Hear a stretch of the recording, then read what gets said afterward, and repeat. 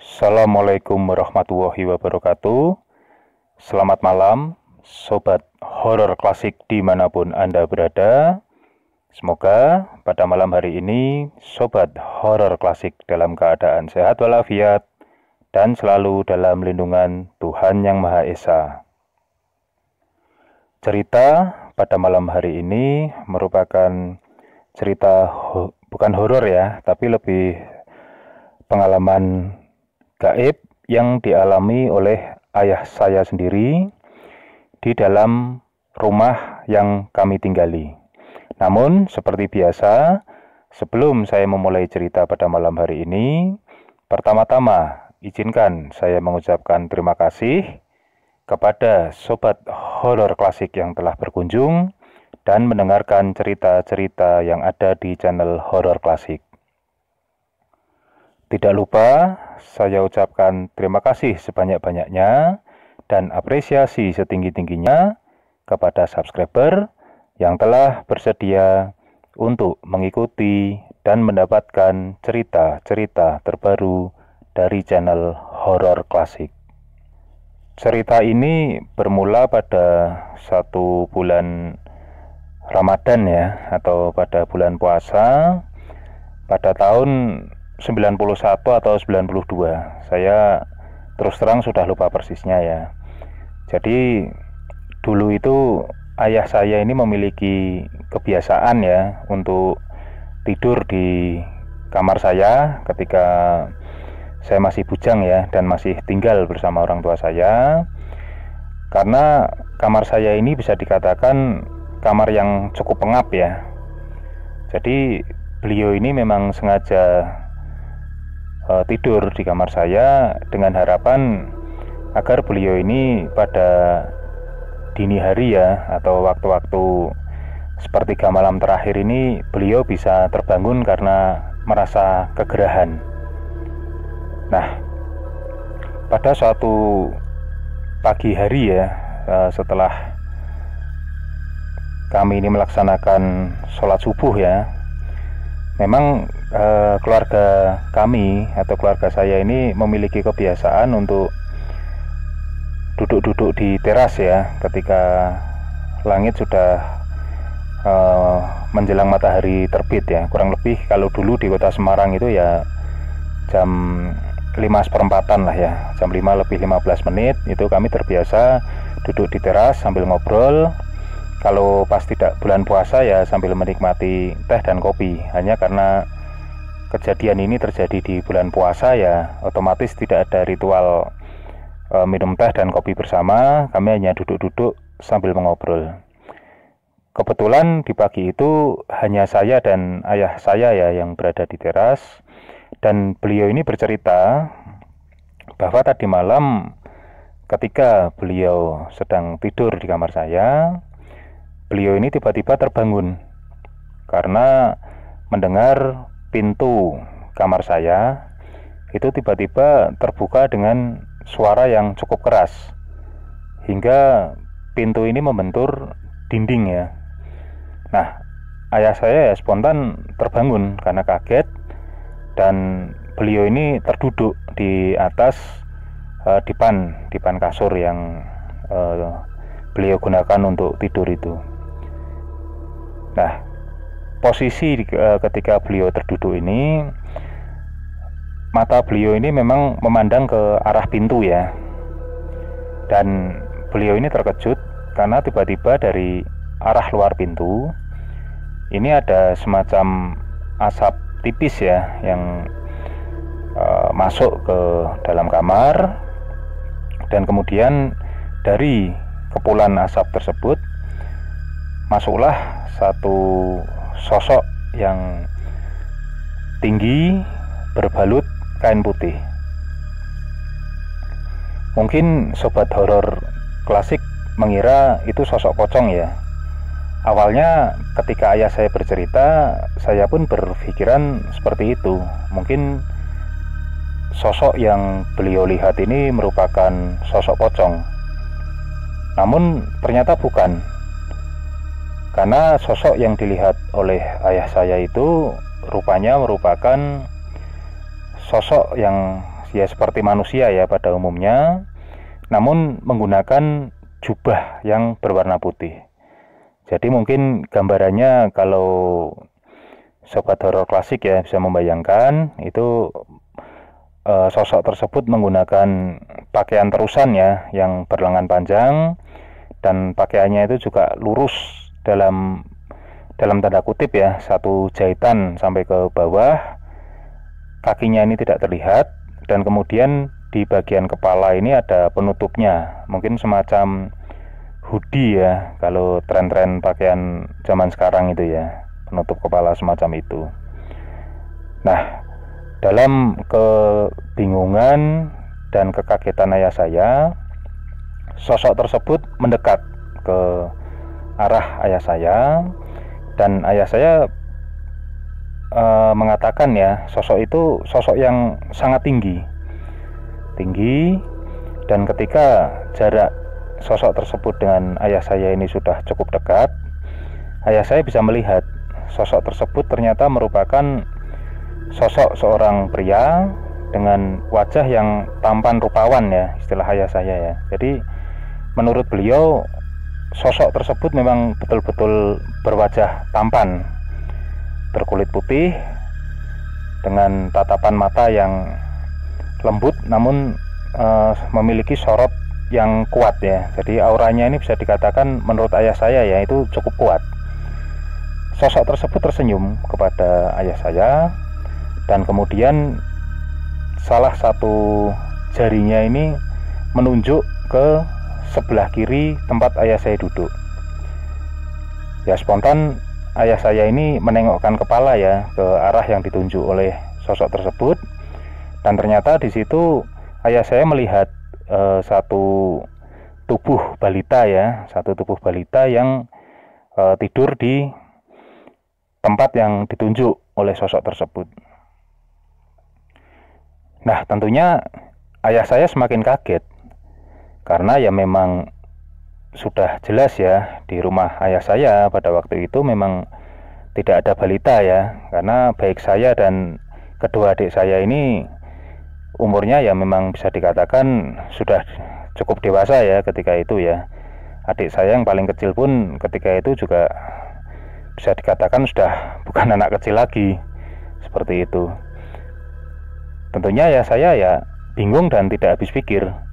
Namun belum sempat ayah saya ini menanyakan ya kepada sosok tersebut, sosok tersebut bergerak mendekati balita yang tidur di sebelah kiri ayah saya itu, mendekatkan wajahnya ke balita tersebut, dan kemudian menengokkan kepala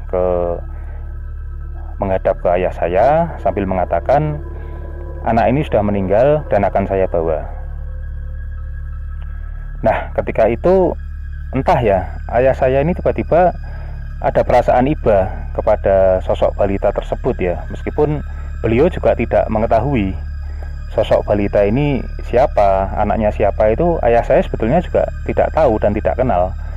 Namun demi melihat anak balita itu akan dibawa oleh sosok berjubah putih itu, ayah saya ini bergegas menahan tangan si jubah putih ini yang hendak mengambil tubuh balita.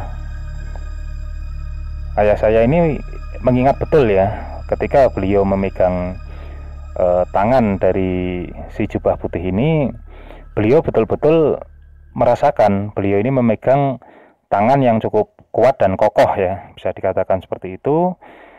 Beliau ini berusaha menarik-narik dari tangan si jubah putih agar tidak membawa balita tersebut. Namun rupanya sosok tersebut memang cukup kuat ya, kata ayah saya. Sosok tersebut tetap saja berhasil mengangkat tubuh balita itu, dan kemudian dalam sekali hentakan ya, ayah saya ini terjajar ke belakang, seperti terlempar ke belakang, hingga punggung ayah saya ini menatap tembok. Karena memang posisi divan kasur saya itu saya posisikan di pojok ya, jadi di sudut L kamar ya. Jadi sisi bagian kepala dan sisi kanan tubuh ketika berbaring itu memang mepet ke tembok ya. Nah itu punggung ayah saya itu sampai menatap tembok yang ada di belakang beliau, dan kemudian sosok tersebut kembali entah berjalan entah melayang ya, karena memang ayah saya betul-betul tidak bisa melihat adanya kaki dari sosok tersebut. Ketika sosok tersebut sudah sampai di pintu, sosok tersebut menengok ke arah ayah saya, tersenyum kecil, dan kemudian kembali sosok tersebut diselubungi oleh asap, lalu menghilang, dan pintu kamar saya itu kembali tertutup dengan keras. Nah, ayah saya ketika itu masih dalam posisi duduk ya, sambil tubuhnya ini masih tersandar ke tembok di belakang beliau ini, dan beliau ketika itu berpikir apakah yang beliau alami ini mimpi. Namun beliau yakin bahwa itu betul-betul kejadian nyata, karena jaket dan celana saya yang memang saya gantung di balik pintu ya, itu bergoyang-goyang cukup keras. Jadi memang setiap kali pintu itu dibuka atau ditutup, itu memang pakaian yang saya gantung di belakang pintu itu pasti selalu berguncang ya, atau bergerak. Dan kondisi itu juga yang disaksikan oleh ayah saya, sehingga beliau yakin bahwa apa yang baru saja dialaminya ini bukan mimpi. Nah, setelah ayah saya bercerita tentang kejadian itu kepada saya, kami berdua ini sama-sama berpikir ya, apa sebetulnya yang terjadi dan siapa sosok jubah putih tersebut. Hingga akhirnya masuklah waktu di hari Lebaran ya, atau hari Idul Fitri. Ketika itu ya seperti biasa ya, keluarga kami mudik ke rumah nenek saya yang ada di daerah Temanggung ya. Dan memang sudah kebiasaan ya, setelah sholat id sungkem kepada nenek, orang tua, dan saudara-saudara yang ada di Temanggung, kami ini akan bersilaturahmi ya ke saudara-saudara kami yang ada di kawasan Magelang. Nah, kebetulan memang di Lebaran itu kakak-kakak dari ibu saya yang pada masa itu sudah memiliki mobil ya, itu kebetulan tidak ada satupun yang mudik, sehingga di Temanggung pada saat itu hanya ada satu sepeda motor milik ayah saya, seperti itu. Nah, ketika itu ada keluarga dari adik ibu saya yang sekarang menetap di daerah Lampung ya, di daerah Bandar Lampung itu. Beliau ini meminta izin kepada ayah saya untuk bisa menggunakan sepeda motor ayah saya untuk keperluan silaturahmi ke daerah Magelang. Sementara untuk rombongan keluarga yang lain memang sudah memutuskan akan menggunakan bis umum. Nah, ketika itu om saya ini diizinkan oleh ayah saya untuk berboncengan sepeda motor dengan istri dan anak pertama beliau ya. Waktu itu om saya baru memiliki satu putra yang berumur kurang lebih 2,5 tahun ya. Nah, singkat cerita, akhirnya berangkatlah kami ke daerah Magelang, dan setelah kami selesai melaksanakan silaturahmi, kami akan kembali pulang ke Temanggung. Nah, ketika itu situasi cuaca ya itu cukup mendung ya, mendung, sudah sangat gelap, dan sepertinya potensi akan turunnya hujan deras ini sangat tinggi. Nah, ketika kami ini hendak pulang dari rumah salah satu famili yang menjadi kunjungan terakhir keluarga besar kami, ketika om saya beserta istri dan anaknya sudah berada di atas sepeda motor, entah kenapa ya, ayah saya ini tiba-tiba menghampiri mereka, kemudian meminta tante dan anaknya atau sepupu saya ini turun dari boncengan sepeda motor dan memintanya untuk ikut dengan rombongan bis saja. Nah tentunya om saya juga heran ya, kenapa kok istri dan anaknya tidak diizinkan untuk berboncengan sepeda motor dengannya. Namun ketika itu ayah saya beralasan bahwa langit sudah gelap, mendung sekali, dan khawatir kalau nanti turun hujan, kasihan dengan anaknya yang masih kecil harus berhujan-hujanan. Ya meskipun di dalam jok sepeda motor ya, di bagasinya itu ya ada mantel atau jas hujan. Namun ayah saya bersikeras agar tante dan anaknya itu ikut rombongan bis saja. Ya akhirnya memang om ini mengalah ya, anak dan istrinya ini diminta untuk ikut rombongan bis. Sementara pada akhirnya yang menemani om saya ini merupakan tante saya juga, yang adik kandungnya ya. Jadi om saya ini masih memiliki 2 adik perempuan yang ketika itu juga ikut di rombongan bis ya. Akhirnya supaya tidak sendiri, om saya ini berboncengan dengan adik kandungnya, yaitu tante saya.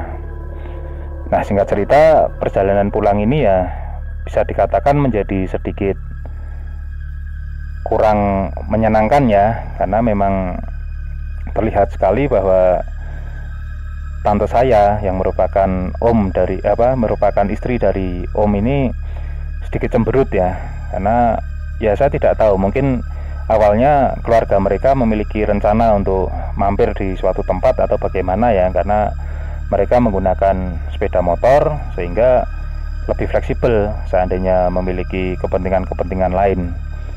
Jelas berbeda dengan kami yang harus naik bis umum ya. Nah singkat cerita, ketika bis yang kami tumpangi ini sudah sampai di satu tempat ya, saya bukan lupa persisnya ya, tapi saya tidak tahu nama daerah itu apa. Yang jelas di situ ada sebuah jembatan ya, dan memang saya lupa menceritakan tadi bahwa sejak rombongan kami ini naik ke dalam bis, belum lama bis ini berjalan ya dari Magelang, hujan ini turun sangat deras sekali. Ternyata prediksi ayah saya betul ya, hujan itu betul-betul turun dengan sangat deras, hingga bis yang kami tumpangi ini pun juga akhirnya berjalan bisa dikatakan cukup pelan ya, tidak seperti jalan pada umumnya. Dan saat itu juga saya bisa melihat di sekitar bis yang kami tumpangi, kendaraan-kendaraan lain pun juga berjalan cukup pelan, karena memang hujan cukup deras, jarak pandang terbatas, dan jelas jalanan ini licin. Hingga akhirnya ketika kami sudah melewati daerah Secang, berbelok ke kiri untuk mengambil arah Temanggung, inilah di satu titik di mana ada sebuah jembatan terjadi kemacetan yang cukup panjang ya.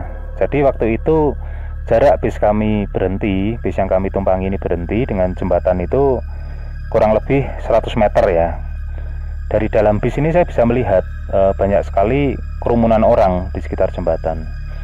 Ketika itu dalam hati saya ya, saya hanya membatin sepertinya ada peristiwa kecelakaan. Dan akhirnya bis ini bisa berjalan merambat pelan-pelan, dan betul ketika kami sudah persis berada di atas jembatan, dari kerumunan orang yang berbicara cukup keras ini jelas di telinga kami bisa mendengar bahwa baru saja terjadi peristiwa kecelakaan, dan kendaraan yang terlibat kecelakaan ini sama-sama terjebur ke dalam sungai. Waktu itu memang saya bisa melihat ya, satu bagian belakang sebuah mobil pick up ya, yang hanya kelihatan pintu baknya saja, karena memang posisinya sebagian besar bodi mobil ini sudah terjebur ke dalam sungai. Akhirnya perjalanan kembali lancar, dan sampailah kami di rumah nenek kami yang ada di daerah Temanggung. Nah, yang membuat kami heran adalah ketika kami sudah sampai di rumah nenek, ternyata om dan tante saya yang berboncengan sepeda motor ini malah belum sampai di rumah nenek. Nah, tentunya ini hal yang cukup aneh ya, karena dari logika manapun sepeda motor pastinya akan sampai lebih cepat dibandingkan bis umum.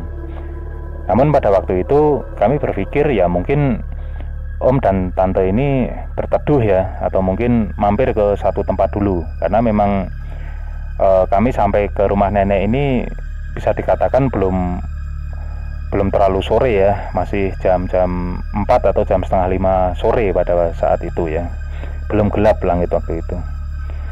Nah, hingga akhirnya tibalah waktu maghrib, bahkan sampai dengan waktu isya. Nah, om dan tante tidak kunjung sampai juga ke rumah nenek, hingga akhirnya keadaan itu cukup membuat keluarga kami cemas ya. Keluarga kami ini jadi merasa was-was, kok belum sampai-sampai, dan kami tidak mendapatkan kabar apa-apa. Dan tentu saja ya, di tahun-tahun itu belum ada sarana ya untuk berkomunikasi seperti handphone, sehingga kami juga hanya bisa menunggu dan menunggu saja.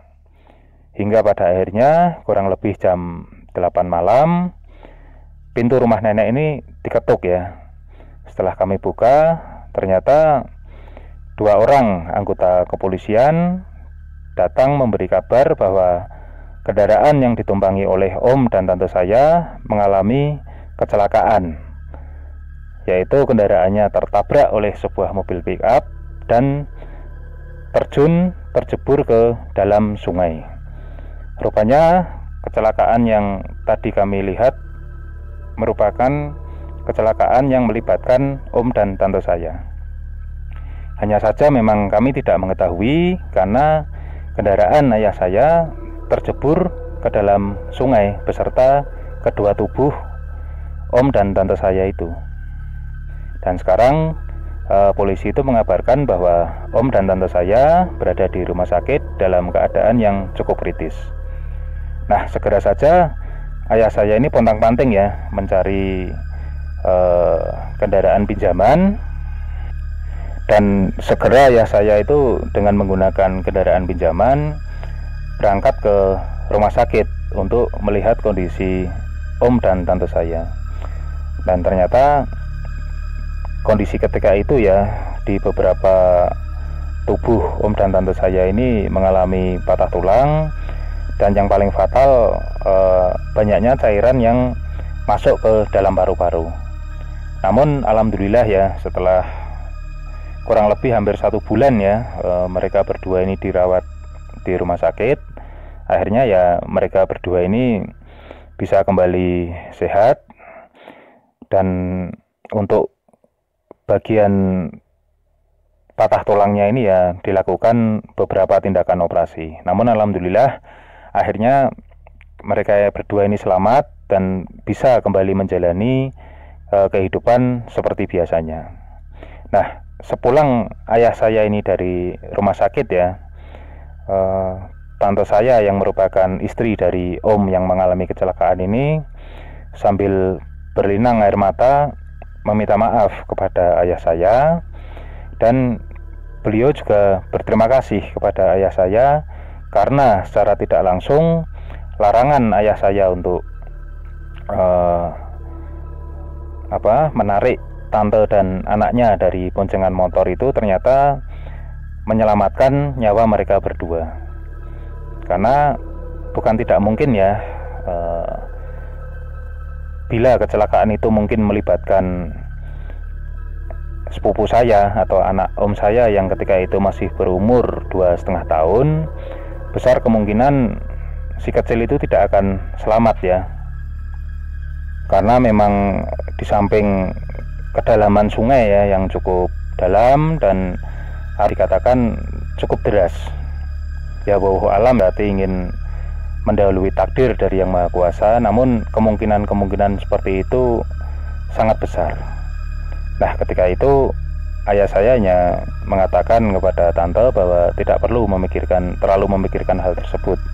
Tidak ada yang merasa marah, ya intinya sudah biasa saja, yang penting kita sekarang fokus agar om dan tante ini segera sembuh seperti sedia kala. Nah, keesokan harinya ya, ketika saya dan ayah saya ini hanya berdua ya, kami mengobrol. Ayah saya ini mengatakan bahwa ketika beliau ini menarik tante dan anaknya dari boncengan motor, yang terfikirkan ketika itu atau yang terlintas di pikiran ayah saya adalah sosok balita yang pada satu dini hari di bulan puasa yang lalu ya, yang baru beberapa hari dialami ayah saya ini, diambil oleh sosok berjubah putih. Entah kenapa ya, ayah saya ini merasa bahwa apa yang dialami beliau pada dini hari itu ada hubungannya, karena gambarannya bisa dikatakan hampir sama ya, balita yang dinyatakan sudah tidak bernyawa oleh si jubah putih dan kemudian akan dibawa pergi. Lah entah ya, mungkin yang ada di benak ayah saya ketika itu, jika ayah saya tidak mencegah si kecil ini untuk ikut di atas sepeda motor, ayah saya mungkin mempunyai perasaan yang tidak enak atau akan terjadi sesuatu yang buruk. Dan rupanya memang tidak bisa dipungkiri ya, kendaraan yang ditumpangi oleh om saya memang mengalami kecelakaan yang bisa dikatakan cukup fatal ya.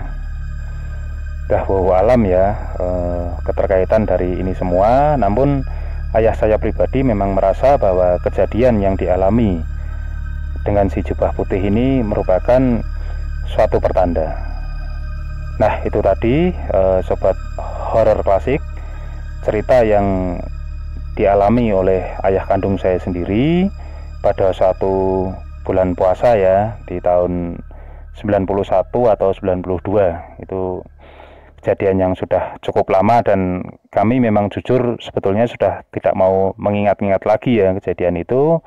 Namun saya merasa sayang jika saya tidak membagikan cerita yang menurut saya cukup mengandung pesan atau makna yang cukup dalam ya, setidaknya bagi saya yang mendapatkan cerita langsung dari ayah saya dan menyaksikan sendiri peristiwa ketika ayah saya bersikeras menarik tante dan anaknya dari boncengan motor dan melihat sendiri kecelakaan yang terjadi, meskipun tidak pada detik-detik kecelakaan ya, namun dampak dari kecelakaan itu betul-betul saya lihat. Dan ketika akhirnya sepeda motor ayah saya ini bisa diangkat dari dasar sungai, ketika di kantor polisi ya, saya dan ayah sama-sama menyaksikan hancurnya sepeda motor ayah saya yang menjadi bukti kerasnya benturan yang terjadi ketika itu. Nah, sekali lagi terima kasih kepada sobat horor klasik yang telah bersedia mendengarkan cerita ini. Semoga kita bisa mengambil pelajaran dari cerita yang saya bagikan. Semoga kita semua selalu dalam lindungan Tuhan Yang Maha Esa. Wassalamualaikum warahmatullahi wabarakatuh.